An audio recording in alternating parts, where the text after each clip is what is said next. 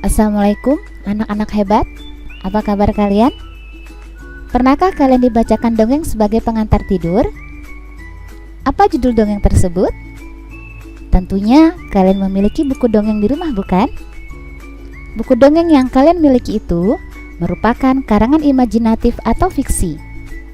Apakah kalian pernah membaca buku biografi atau ensiklopedia di perpustakaan sekolah? Jenis buku ini dinamakan teks non-fiksi. Mengapa? Karena berisi kenyataan atau data yang sebenarnya. Atau kalian pernah membuat laporan di sekolah? Misalnya, penelitian tumbuhan kecambah. Penelitian sederhana yang kalian buat, lalu kalian jadikan laporan secara utuh.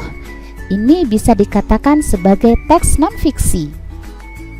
Untuk kali ini, kita akan membahas mengenai pengertian dari teks non-fiksi. Selamat menyaksikan.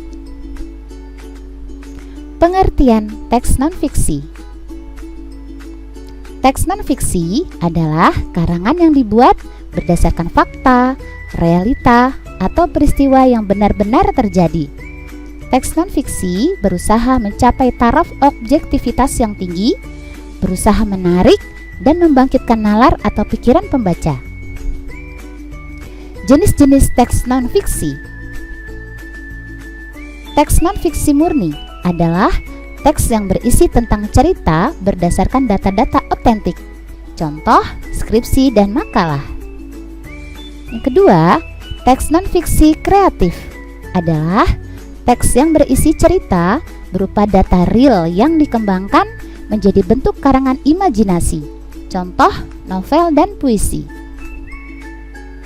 Selanjutnya, ciri-ciri teks non-fiksi.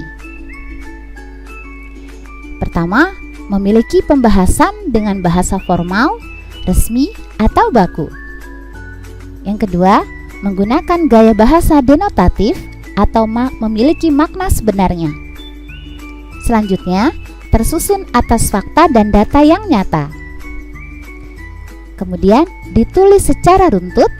Dan terakhir, merupakan temuan baru atau penyempurnaan temuan lama. Contoh teks non-fiksi: buku ilmiah, biografi, ensiklopedia, esai, jurnal, skripsi, penerbitan akademik, makalah ilmiah, makalah akademik, dan laporan buku. Tujuan mengidentifikasi teks non-fiksi: menemukan informasi penting dalam teks.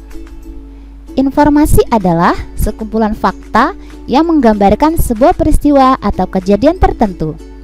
Informasi bermanfaat agar kita mengetahui atau memahami suatu hal. Dalam teks non-fiksi, informasi penting merupakan inti fakta yang ingin disampaikan penulis.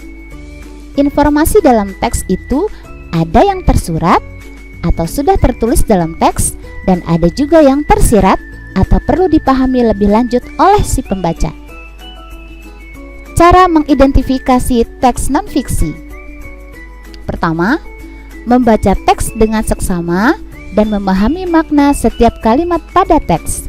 Kita bisa membacanya 2-3 kali agar lebih paham. Yang kedua, mencari kalimat utama. Yang ketiga, menentukan ide pokok atau gagasan pokok dari teks. Kita bisa menandai kalimat yang mengandung kata kunci.